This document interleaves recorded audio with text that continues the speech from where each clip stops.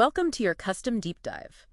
Today we're looking at your stack of research papers on hacking the nervous system to find calm during emotional or environmental overload. Yeah, it is a really fascinating stack of notes to go through. Right, so, okay, let's unpack this. Yeah. We all know the amygdala hijack, where your brain just spikes into pure emotional chaos, right? Exactly. And, when that physiological alarm is blaring, your cognitive reasoning is just totally offline. Yeah, rational thought totally vanishes. Right. So you need a physical circuit breaker. Yep. Like the most effective one in your research is the mammalian dive reflex. Wait, the dive reflex? Yeah, basically you splash ice cold water on your face, and that extreme temperature drop rapidly triggers your vagal tone. Oh, wow, so it forces an immediate parasympathetic override. Exactly. I mean, it drops your heart rate instantly. So rather than like talking yourself down, you're hitting a biological override switch. Is that essentially like pulling the power plug on a frozen computer? That is a perfect analogy. It just strips away all that physiological heat. Mm.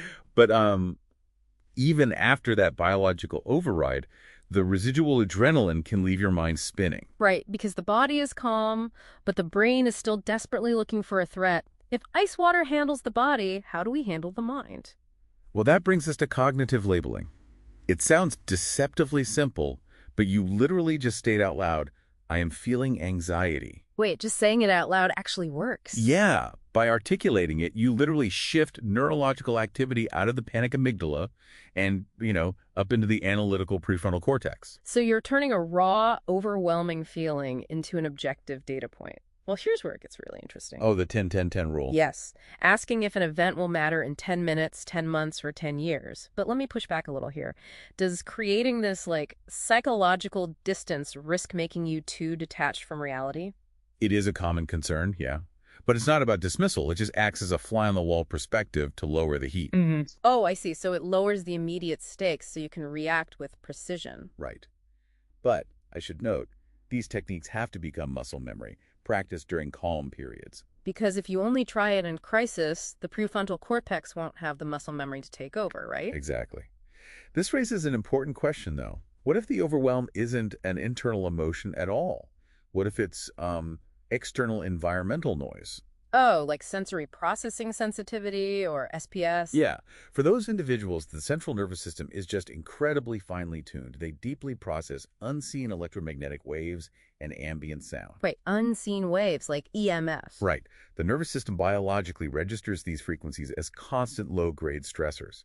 That's why your notes advise EMF hygiene, like using wired internet and warm LEDs. So what does this all mean? Is having SPS basically like walking around with a microphone that has the gain turned up way too high? Yes, exactly. A humming refrigerator is treated like a priority threat. What's fascinating here is how we can fix that signal-to-noise ratio. Right, because the notes mention heavy brown noise. Yeah, brown noise masks the 50 to 60 hertz hum of household appliances much better than hissing white noise. It physically blankets the lower end of the sound spectrum. Oh, wow. That makes a lot of sense. And what about the 4 to 8 hertz theta binaural beats? The mechanism there is brilliant. You play slightly different frequencies in each ear, and the brain is forced to create a third phantom frequency. To compensate, right. So it artificially synchronizes a scattered brain. Exactly, driving your brain waves down into a calmer theta rhythm. That is just amazing. If we connect this to the bigger picture, managing overwhelm is ultimately about sending tangible safety signals to your brain. Like an extended 4-second exhale or a heavy-weighted blanket. Precisely.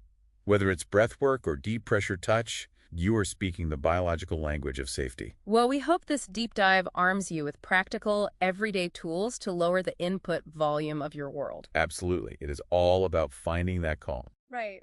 But before we wrap up, I want to leave you pondering something. If our ancient biological dive reflexes can be instantly triggered by a simple splash of cold water, well, how many of our daily unexplained anxieties are simply our primal brains misinterpreting the invisible 60 hertz hum of modern electronics as a predator in the bushes?